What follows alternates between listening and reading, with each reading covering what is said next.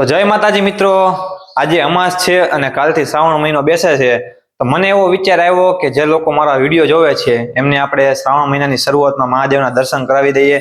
તો મિત્રો આજે અમે જવાના છીએ ઉમરાળામાં આવેલ ધોળનાથ મહાદેવના મંદિરે, અને ત્યાં જઈને આપણે તમને મહાદેવના દર્શન કરાવીશું. તો વિડીયોના અંત સુધી બન્યા રહ્યો. તો મિત્રો આ છે અમારા ઉમરાળા ગામની કાળુભાર નદી, જે અત્યારે બંને કાંઠે છે, તમે જોઈ શકો છો. અને સામે છે આપણે ધોળનાથ મહાદેવનું મંદિર, જ્યાં તમને આપણે મહાદેવના દર્શનાર્થે લઈ જવાના છીએ. અત્યારે પાણી ભર્યું છે, નકર તો અહીંથી ડાયરેક્ટ સીધો રસ્તો ધોળનાથ મહાદેવના મંદિરે જાય છે. પણ તમને આપણે પાછળથી મંદિર લઈ જવાના છીએ. તમને બતાવી દો જે સામે તમને પુલ દેખાય છે કાળુભાર નદીની ઉપર, ત્યાંથી આપણે તમને ધોળનાથ મહાદેવના મંદિરે મહાદેવના દર્શનાર્થે લઈ જવાના છીએ.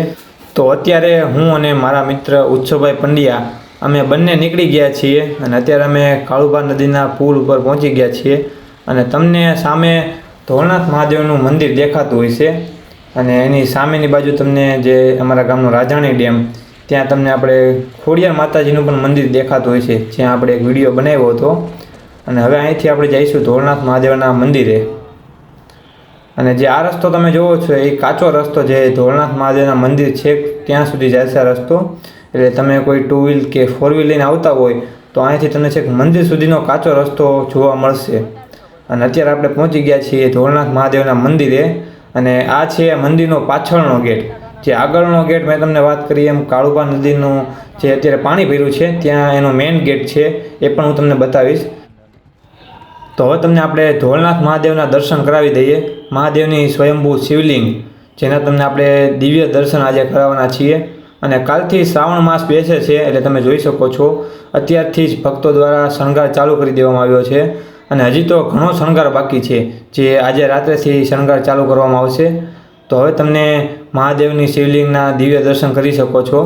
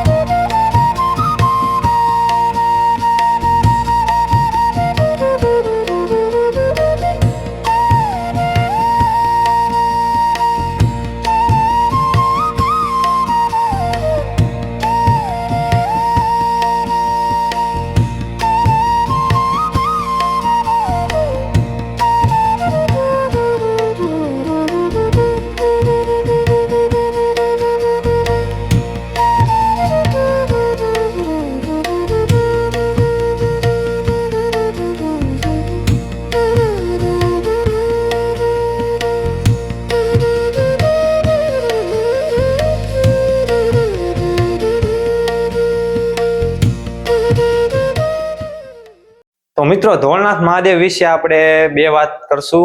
જે રોજ ડેઈલી રેગ્યુલર સેવા પૂજા કરવા આવે છે આપણા મિત્ર ઉત્સવભાઈ પંડ્યા, એમની પાસેથી ધોળનાથ મહાદેવ વિશે 2 વાત આપણે જાણીએ. મહાદેવ હર બધાને. તો આજે જે આપણે વિડીયો લઈને આવ્યા છીએ, આપણે બનાવવાના છીએ ઉમરાળા ધોળનાથ મહાદેવ વિશે.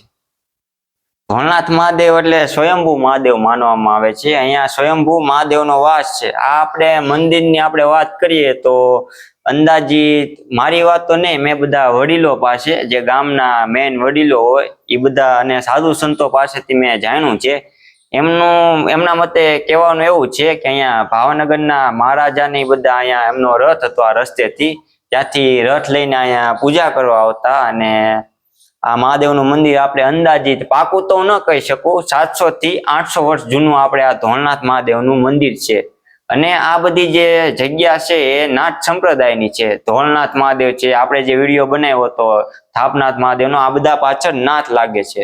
અને જે આ જગ્યા છે એ આપણને ટૂંકમાં આમ ગણીએ તો આપણને સાક્ષાત્કાર કરાવે છે. તો અમે જે અહીંયા બાળપણથી મારા દાદા છે, પછી મારા પપ્પા છે, પછી મારા દાદાના દાદા 4 પેઢીથી અમે અહીંયા પૂજા અર્ચના કરવા આવતા હતા.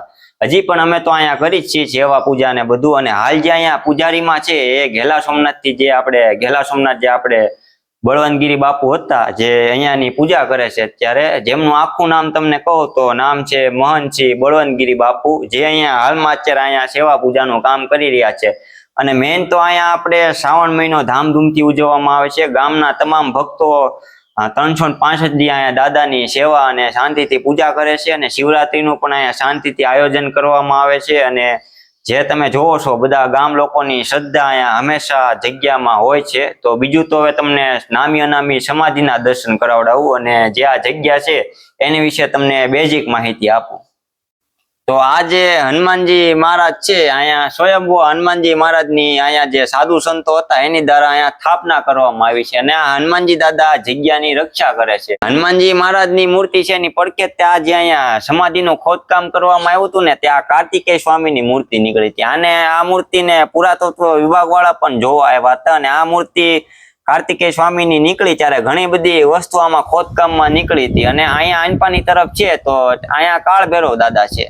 તો અહીંયા જે આ કાળ ભૈરવ દાદા છે સાધુ સંતો દ્વારા અહીંયા બેસાડવામાં આવ્યા છે. અને કાળ ભૈરવ દાદા ખૂબ પ્રાચીન છે. અમારે અજીત દાદા કરીને હતા, એના કાળ ભૈરવ દાદાની સ્થાપના કરી હતી. અને આ કાળ ભૈરવ દાદાનું અત્યારે બીજું મેઇન થડું અહીંયા ગણવામાં આવે છે. અને બીજું થડું ભાવનગર લાકડિયા પુલ છે ત્યાં. એક દી આ મિત્રો જો આમાં બધા કમેન્ટ કરશે ને તો આપણે લાકડિયા પુલે પણ કાળ ભૈરવ દાદાના મંદિરે જવું. અને કાળ ભૈરવ દાદાને કાળી ધજા ચડાવવામાં આવે છે. અને મેન દાદાને અહીંયા સિગરેટ પીવડાવવામાં આવે છે. અને બીજું આપણે ગણીએ તો પ્રસાદમાં લાડુ ધરવામાં આવે છે. અને ગુલાબ ફૂલ તરીકે અહીંયા દાદાને ગુલાબ ચડે છે. પછી આજે તમે દર્શન કર્યા, અહીંયા જે હરસિદ્ધિ માનું અહીંયા સ્થાપન કરવામાં આવ્યું છે. અહીંયા હરસિદ્ધિ માનું સ્થાપન કરીને હવે તમને જે બતાડું, અહીંયા જે પેલા પૂજા કરતા સાધુ સંતોની, અહીંયા બધા 2 સાધુ સંતોનું મને નામ ખબર છે. બાકી અહીંયા આપણે બધા સાધુ સંતોને આપણે નામી અનાની સાધુ સંતો તરીકે આપણે સંબોધિત કરશું. હાલો તો આપણે બતાડ્યા. જો આ જે પેલા છે ને એ ગુલાબગર બાપુ છે.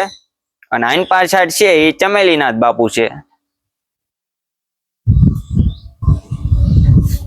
તો બધાને જણાવવાનું કે ગુલાબનાથ બાપુ અને ચમેલીનાથ બાપુ અહીંયા જગ્યામાં પૂજા કરતા. અને અહીંયા જોવો છો આ બધી જે સમાધિ છે ત્યાં નામી અનામી સાધુ સંતોની અહીંયા સમાધિ છે. અને આ બધી સમાધિ આપણને સાક્ષાત્કારનો અને શાંતિનો અનુભવ કરાવડાવે છે.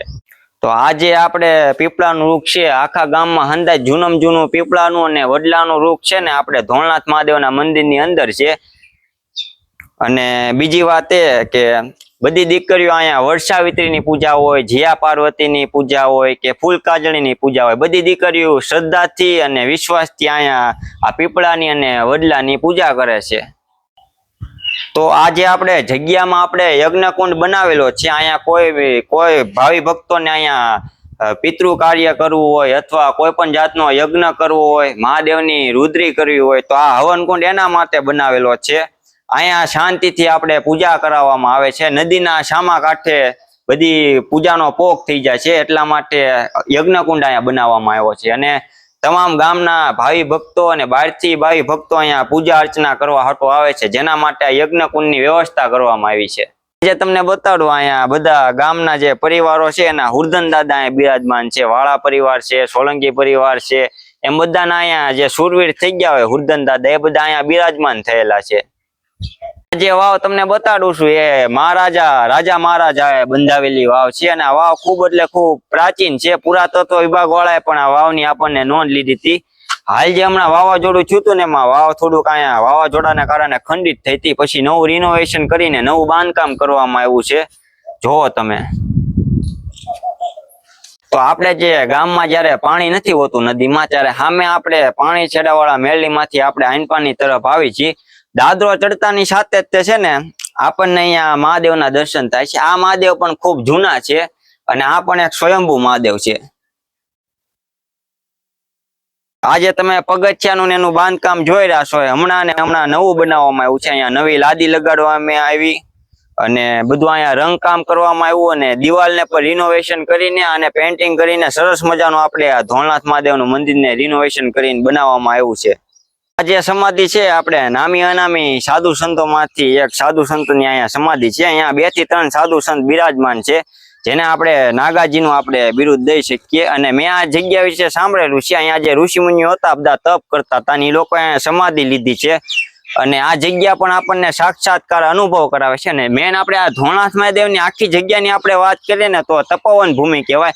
અહીંયા નામી અનામી તમામ પ્રકારના સાધુ સંતો મહંતો બધા અહીંયા પૂજા અર્ચના કરી ગયા છે. ભાવનગરના મહારાજાથી માંડીને બધા જે રાજાશાહી વખતના લોકો છે એ પણ અહીંયા પૂજા અર્ચના કરવા આવતા. ને હાલ જે આ જગ્યાને પણ હમણાં ખંડેર હતી, આને પણ રિનોવેશન કરીને વ્યવસ્થિત બનાવવામાં આવી છે. તો હવે જે આઈનપાની સાઈડ આપણે આવી ગયા છીએ, આ અહીંયા બિલ્લીનું વૃક્ષ છે. આ પણ બહુ અતિ પ્રાચીનમાં પ્રાચીન અને જૂનમ જૂનું અહીંયા વૃક્ષ છે. અને આ વૃક્ષમાંથી તે આ બિલ્લીનું ઝાડ છે એમાંથી ને તમે ધોળનાથ મહાદેવને બિલ્લી ચડાવી છે. ત્રિદલમ ત્રિગુણાકારમ ત્રિનેત્રમ ત્રિયાયુધમ ત્રિજન્મના પાપ સહારમ એ બિલ્લી પત્રમ શિવાર્પણમ. આ બિલ્લી ચડાવી તો 3 જન્મના આપણા પાપનો નાશ થાય છે. બિલ્લીના શ્લોક પ્રમાણે આપણા શાસ્ત્રમાં પૂજાનું વર્ણન કરવામાં આવ્યું છે. અને આની રીતે ઓક્સિજન લેવલ બહુ મળે છે. અને આ બિલ્લીનું વૃક્ષ છે આપણને હાવ એટલે આપણને ટાઢક અર્પણ કરે છે અને શાંતિનો અનુભવ થાય છે. અને તો આજે જે મિત્રો અમે તમને બતાવ્યું એ ધોળનાથ મહાદેવનો અમને ઇતિહાસ નથી કીધો. અમે તમને જે બેઝિક મને જે મુખ્ય અમારા ગામના વડીલો સાધુ સંતો પૂજારી આગળ જાણીને મેં જગ્યાનો અમે તમને બેઝિક પરિચય આપ્યો છે. અમે ઇતિહાસ નથી આપ્યો. ઇતિહાસનો હાલ અમે ભેગો કરી રહ્યા છીએ. અને હવે પછીનો અમારે જે ધોળનાથ મહાદેવનો વિડીયો આવશે સંપૂર્ણ ઇતિહાસ સાથે આવશે, જેમાં અમે પૂજારી અને ગામના 2-3 સારા નાગરિકોને લાવીને આખા જગ્યાની અમને તમે સાચી અને સચોટ માહિતી આપશું. આ અમારું કારણ આજનો વિડીયોનું એ હતું કે આ ધોળનાથ મહાદેવનું મેં તમને ધાર્મિક સ્થળ બતાડી અને ખબર પડે કે ગામમાં આવો અમારે ઉમરાળા ગામમાં ધાર્મિક અને પ્રાચીન શ્રી ધોળનાથ મહાદેવનું સ્થળ છે. બીજી એક વાત તમને બધા નહીં જણાવવાની, આજે અમારો મુખ્ય વિડીયો બનાવવાનો હેતુ એ છે, કાલથી જે પવિત્ર આપણે શ્રાવણ માસની શરૂઆત થાય છે તો અમે આવા સરસ પ્રાચીન ધોળનાથ મહાદેવના તમને દર્શન કરાવીએ. એ બદલ અમારો અહીંયા વિડીયો બનાવવાનો હેતુ હતો. અને અહીંયા અમારે જગ્યામાં થોડીક અમથી ગૌશાળા જેવું પણ બનાવેલું છે. 3 થી 4 અહીંયા ગાયો હોતે અમે લાવ્યા છીએ, જોઈ શકો છો તમે. તો મિત્રો તમને અને તમારા પરિવારને શ્રાવણ મહિનાની શુભકામના. અને મહાદેવ તમારા પરિવારમાં સારું આરોગ્ય અને તંદુરસ્તી આપે એવી મહાદેવને આપણે પ્રાર્થના કરીએ છીએ. તો આ વિડીયોને હવે પૂરો કરીએ. મહાદેવ હર. તો ધોળનાથ મહાદેવની આ માહિતી દેવા બદલ ઉત્સવભાઈનો આભાર. અને ઉત્સવભાઈને મેં વિનંતી કરી કે તમે ધોળનાથ મહાદેવના ઇતિહાસની મને થોડી ઘણી જાણ આપો, મારા જે વિડીયો જોવે છે એમને ઇતિહાસ જણાવો. તો ઉત્સવભાઈએ મને એમ કીધું કે મને ધોળનાથ મહાદેવનો સાચો અને સંપૂર્ણ ઇતિહાસની જાણ નથી, એટલે એમને કીધું કે હું તમને મંદિરનો સંપૂર્ણ પરિચય કરાવીશ. એટલે એમને આપણને મંદિરનો સંપૂર્ણ પરિચય કરાવ્યો, એ બદલ ઉત્સવભાઈનો આભાર. તો મિત્રો તમને ધોળનાથ મહાદેવના દર્શન કરીને કેવો અનુભવ થયો કોમેન્ટમાં જરૂરથી જણાવજો. અને તમને મારો આજનો વિડીયો કેવો લાગ્યો, જો વિડીયો ગમ્યો હોય તો વિડીયોને લાઈક કરો. આવા જ ધાર્મિક વિડીયો અને ગુજરાતના તમામ નાના મોટા ધાર્મિક સ્થળોના દર્શન કરવા માટે અમારી ચેનલ કાઠિયાવાડી મેનને સબસ્ક્રાઇબ કરો. અને હવે પછીનો નેક્સ્ટ વિડીયો શેના ઉપર બનાવવામાં આવે એ પણ કોમેન્ટ કરીને જણાવજો. મળીએ નેક્સ્ટ ધાર્મિક વિડીયો સાથે. ત્યાં સુધી જય માતાજી, જય મહાદેવ.